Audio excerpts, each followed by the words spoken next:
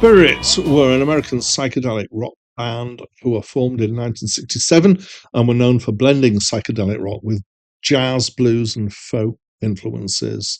They were known for Ed Cassidy's shaved head, which made him distinctive amongst rock drummers of the era, and for their 1970 hit, I Got a Line on You, and the song Taurus, which became controversial later when its similarity to Led Zeppelin's Stairway to Heaven caused a court case. They were active from 1967 with various lineups through multiple decades, released 12 studio albums, with their most acclaimed work being the late 60s and the early 70s. Hi, my name's Dan, and this is a review of the album Future Games by Spirit, which was released in 1977. So this is a request review.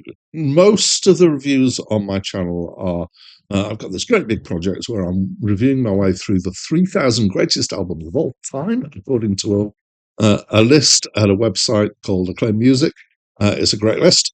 And I'm just over a third of the way through there. But occasionally I step off that list, and one of those reasons to step off the list is request reviews. It's very easy to request a review from me.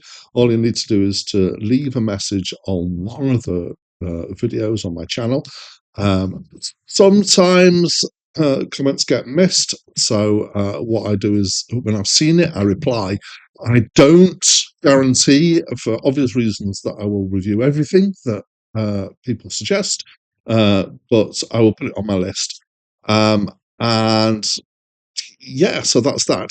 So this one's been requested by a user by the name of Jimmy Nut, and they have previously requested a Spirit album, Clear, and in fact their request for this review was in a comment on that previous one. So hi Jimmy Nut, it leaves me wondering if you're going to try and work your way through all of the Spirit albums on requests, but we'll see. So this is their ninth studio album, and it's basically a solo project for frontman Randy California.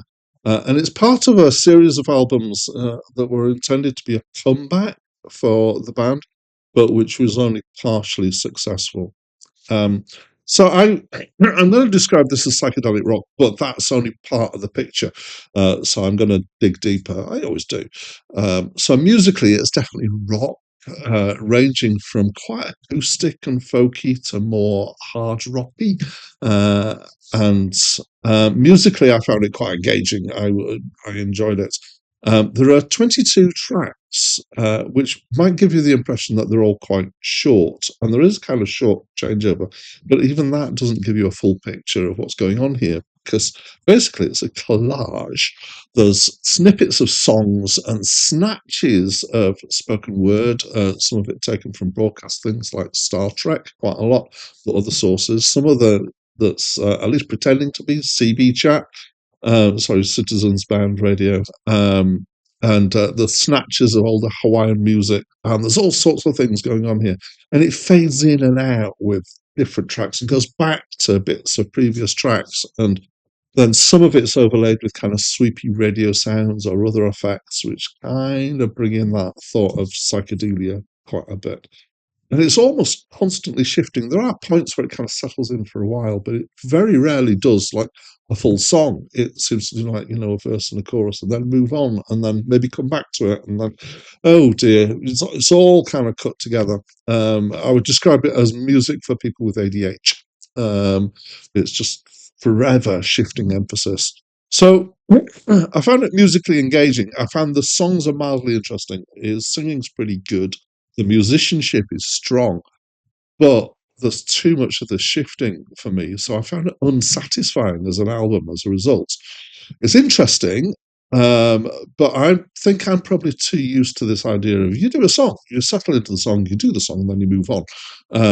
And I feel like this approach to it actually does the songs a disservice.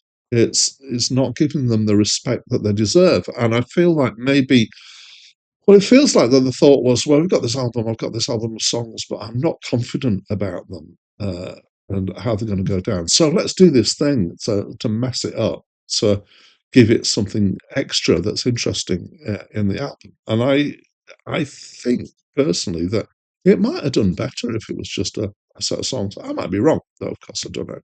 So I'm not as taken with this as I was with the previous Spirit album. It's an interesting idea, but ultimately, I think it hurts the listening experience for me. Excuse me.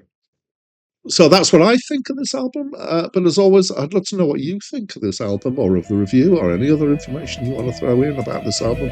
I'd love to hear from you. So please leave me a comment. And that's it from me for now. I walked into Detroit City, suitcase in my hand, gonna play with a group called Angel Side to prove I was a man. So I talked to